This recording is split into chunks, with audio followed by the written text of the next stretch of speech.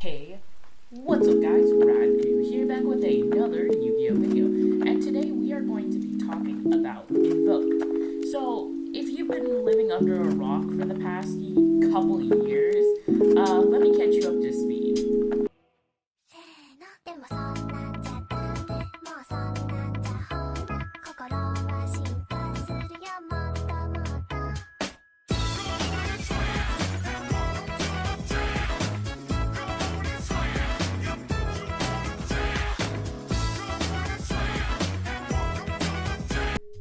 Thank you to Raise Thick Thighs for that beautiful montage. So now that you won't get that 45 seconds of your life back, so today we're going to be talking about, of course, Invoked. So, Invoked is easily one of the best engines in the game, but a lot of new players don't really understand why. So today I'm going to be talking to you about what makes Invoked so good, why it is considered one of the, if not the best engines in the game, and why it still sees play to this day. So for those of you who don't know, Invoked is a one-card starter engine using Aleister the Invoker. Basically, the combo is that you normal summon Aleister, you're able to search a card known as Invocation, which is a fusion spell, and then you're able to activate it in order to fusion summon, banishing cards from the graveyard and field. So the thing that makes Invoked really good is its consistency, its recurability, and its ease of splashability. So first we're gonna start out with its consistency. So this deck has a lot of cards that just get you to your engine quick. You play 3 Aleister, you play 3 Magical Meltdown, which is a search for Aleister, and makes your invocation basically spell speed 4, and you have just the add-on of Terraforming, which just excels in this deck. Honestly, like, the cards are so consistent to get to, and that's why the engine is so good. So basically what you do is you summon the Aleister after getting to it from literally any way, then you activate or search the invocation, then link for any light link 1 monster, which is usually the Magistus link monster, or linking a Salamangreat Almirage into Secure Gardna, then activating the invocation, banishing the one on the field, as well as the Aleister in your graveyard that you use for link material, to go into your Invoked Mechaba, which is a negate and banish for almost any card type as long as you have it in your hand. So not only is their payoff really good, but the consistency on it is insane. So Mechaba is just a really crazy card. Invoked has been good specifically because Mechaba is just a free negate, which is honestly just so funny. But like, the deck has other insane cards, such as Invoked Raijin and Invoked Purgatrio, which have both seen competitive play. Now, there are other Invoked cards that have seen competitive play, depending on the format, but these two have probably been the best next to Mechaba. So, Invoked Raijin is a quick effect Book of Moon, and Purgatrio allows you to OTK really easily. So the thing is that the deck has adaptability and it has insane consistency. So now let's talk about the recurability of the engine. So if you read Invocation, the card says that you can put the Aleister that is banished back into the deck, or back into your hand after shuffling the invocation back. So technically, you only need to play 1 copy of Invocation in order to keep your engine going, which is just absolutely insane. So literally any way into Aleister is a continued loop of just being able to grind out advantage, and it's really, really insane because you never lose any advantage off the engine, and you're able to get your cards back to do the engine again. And the thing is that I'm gonna link these two together is the fact that it's recurable, and you could just easily do it on your next turn. So the thing is that usually turn 1 you'll go for a Mechaba play, then you're gonna have a free monster negate with after you've added it back off of the invocation. Or if you just don't use the monster negate, you have a normal summon Aleister next turn, so that way you can use the supposed Almirage that you have in your graveyard that you used from last turn to just go into a Purgatrio and OTK super easily, which is why the engine is just so good, is because it's so recursive. If it didn't have that recurability, it would still be pretty good, but it definitely would not be as good as it currently is, just because of the fact that it's consistent, it's recurable, and for the last point, it's splashable with any deck that doesn't need its normal summon. Now, notably, it's been splashed in Dogmatica, Mech Knight, and occasionally some other decks, but mainly Shaddoll. So the reason that it works in Dogma and it works in Mech Knight is because neither of the decks need their normal summon. Dogma and Invoked work very well together because Ecclesia special summons itself after summoning the Mechaba, so that way you don't have to worry about any of the potential locks that you have, while still being able to get tons of free advantage. Dogmatica is very similar to Invoked, however it's not as recursive, which is why it isn't as good. But the thing is that those decks splash together really well to create a deck that compensates for each other's weaknesses with an end of board which is like 3 disruptions plus a Winda plus another disruption, which is just insanely powerful. So I'm going to show off my Invoked Dogma deck list after going through some of these, and just show you really how the deck works well together.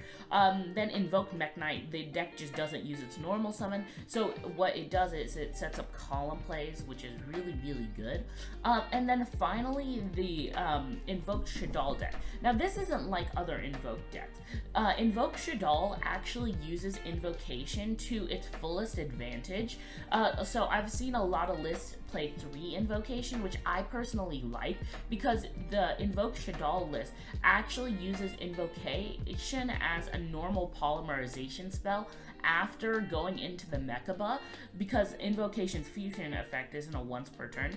So you can easily use that to set up boards like a Construct, follow-up, and being able to set up the Mechaba and Winda, which is really good, and is why the deck was tier 1 for a long time.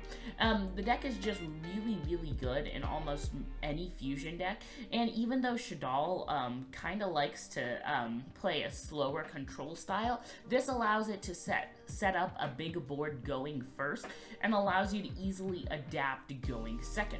So with that, I'm going to show off my deck list, and let me know what you think.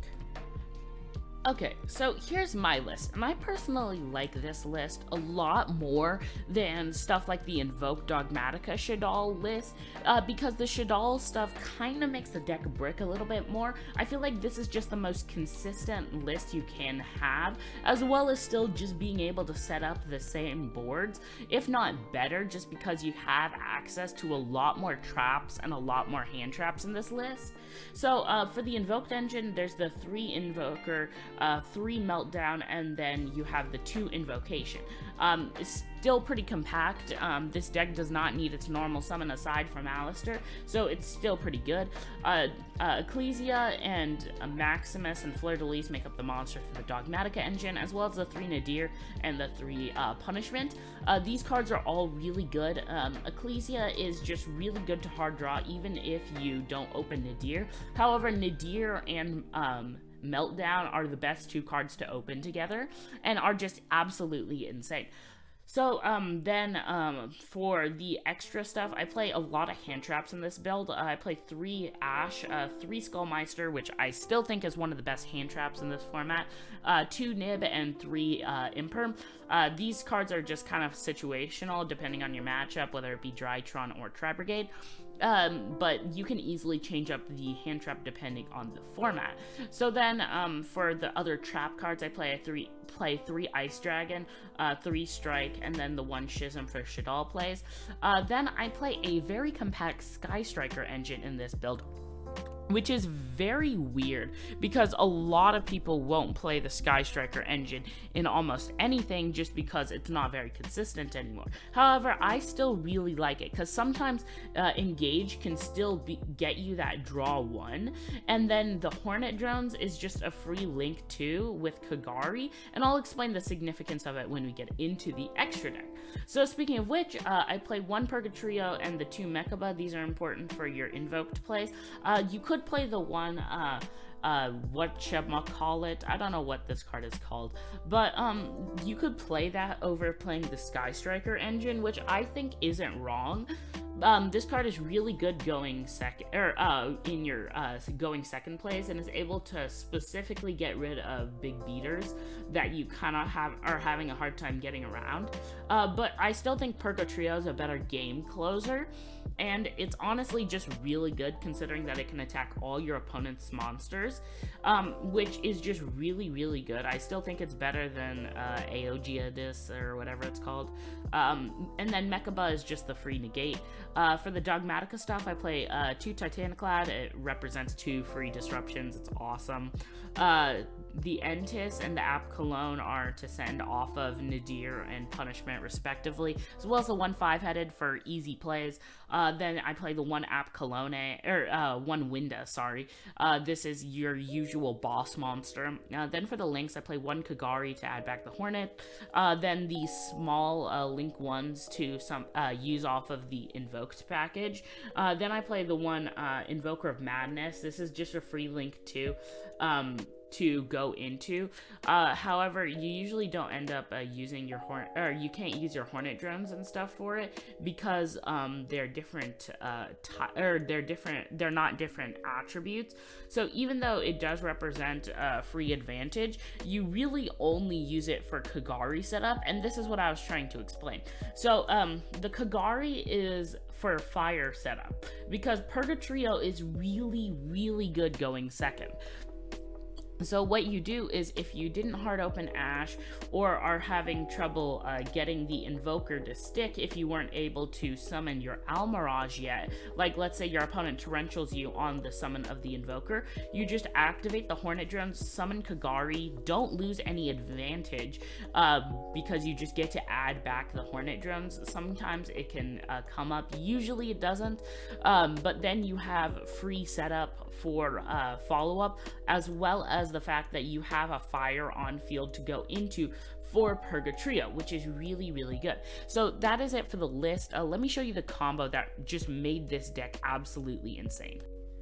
So this is the 2-card combo that just makes this deck absolutely cracked. Unless your opponent opened Droll, that is. So the combo is just Nadir, Servant, and Magical Meltdown. Let's just pretend that these are literally any miscellaneous cards. So first you're going to activate the Meltdown, search for the Aleister.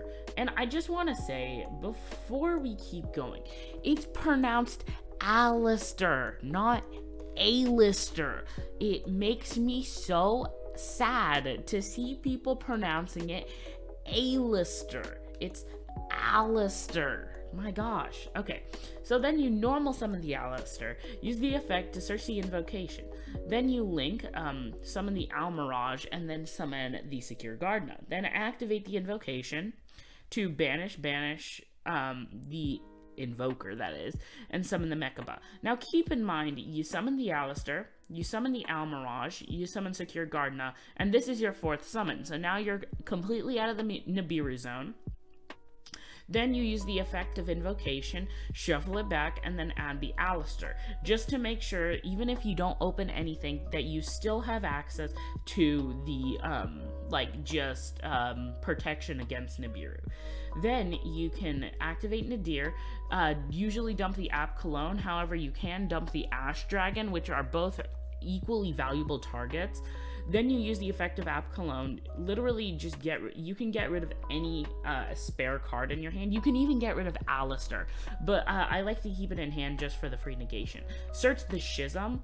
Then you activate the effect of Ecclesia, special summon. Then you can search the Punishment. Then you literally just set 4. Then on your opponent's turn. Now, if your opponent activates any monster effect, you send the Aleister. Then you can use the effect of Schism to summon the window. So keep in mind, now this is your end board. So you have, off of 2 cards, you are able to set up 1, 2, 3 disruptions, including the window. So you have a floodgate plus 2 disruptions. On top of any other miscellaneous cards you might draw, you have continued access to your engine. Keep in mind that since Aleister is banished, depending on what you have, you can find a way to get Invocation into grave in order to recycle the engine. And keep in mind, since you're playing so many of them, you just have such easy access to it, which is why this deck is just insane. The synergy is there, this consistency is through the roof, and the ability to play so many other extra cards leaves room for so much disruption. But yeah, that's pretty much it for the video. Please like, subscribe, share, comment, let me know what you thought, and let me know if there is anything I missed to explain why Invoked is so insane. But yeah, that's pretty much it, and I'll see you in the next Yu-Gi-Oh video. Peace, guys.